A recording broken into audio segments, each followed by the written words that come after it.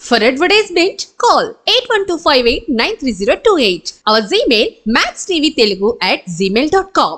Hi hello నమస్తే welcome to max TV. నేను మీ నాగేంద్ర. ఇప్పుడు మన ముందు ప్రముఖ డాక్టర్ రామ్ గోపాల్ గారు ఉన్నారు.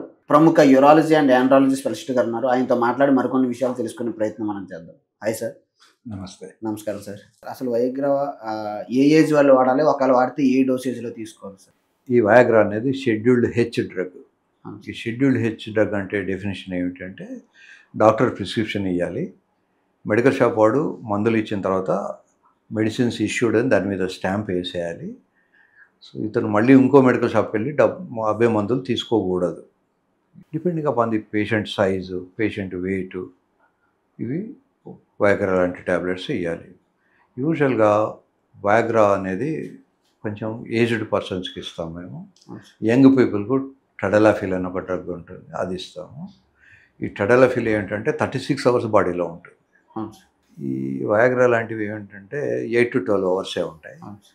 ఇంకా కొంత ఏజ్ వచ్చిన తర్వాత అసోసియేటెడ్ ప్రాబ్లమ్స్ ఉంటాయి, హార్ట్ ప్రాబ్లం, బీపీ ఇట్లాంటివి. కనుక ఏదైనా అవసరం అనుకుంటే త్వరగా వాళ్లకు రికవరీ ఉంటుంది.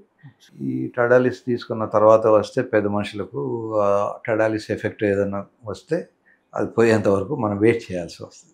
డోసేజ్ ఏ మేరకు తీసుకోవాలి సార్? ఒకవేళ తీసుకుంటే 25 mg నుంచే పనిచేస్తాయి. ఒకవేళ సిల్డెనఫిల్ అయితే, అదే టడలాఫిల్ అయితే 10 mg పనిచేస్తుంది. అదే అవనాఫిల్ అయితే 100 mg చేయాలి. డిపెండింగ్గా పనిచేస్తుంది. తర్వాత అందరికీ ఒకటే ఉండదు. ఫర్ ఎగ్జాంపుల్ నా దగ్గరికి 130 kg వాళ్ళు కూడా వస్తారు. వాడికి మనం 25 mg ఇస్తే అది ఏ మూలకు పెడుతుంది. సో అంటే మనిషి వెయిట్, బాడీ సైజ్, అట్లా మల్టిపుల్ ఫ్యాక్టర్స్ ఉంటాయి. తర్వాత అబ్జార్ప్షన్ కూడా యూజువల్గా ఫుడ్తో పాటు ఇస్తే అబ్జార్ప్షన్ తక్కువ ఉంటుంది. విస్కీ తాగే వాళ్ళకు భోజనం చేసిన తర్వాత వాడు విస్కీ తాగితే నిషా రాదు. కనుక వాడు భోజనానికి ముందే విస్కీ తాగి తర్వాత తింటాడు. ట్యాబ్లెట్స్ కూడా అంతే, తినక ముందు వేసుకుంటే పనిచేస్తాయి. బాగా తిన్న తర్వాత ట్యాబ్లెట్ వేసుకుంటే అది ఎఫెక్టివ్ తక్కువైపోతుంది.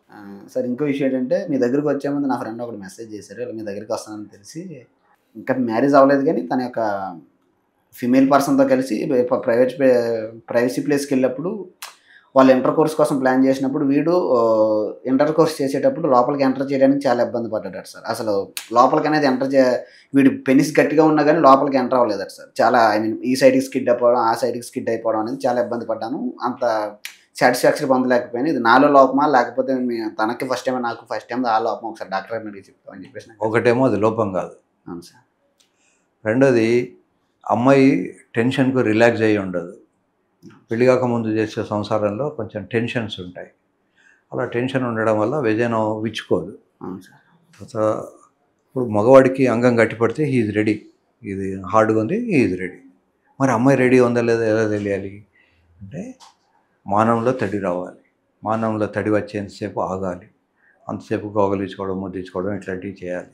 తడి రాకపోతే అక్కడ ఆయింట్మెంటో, వ్యాజలినో, నీళ్ళో, కొబ్బరి నూనె ఏదో ఒకటి రాయాలి. అమ్మాయి మానంలో తడి లేనప్పుడు లోపలికి ఎంటడానికి ట్రై చేస్తే ఈ ప్రాబ్లమ్స్ వస్తాయి.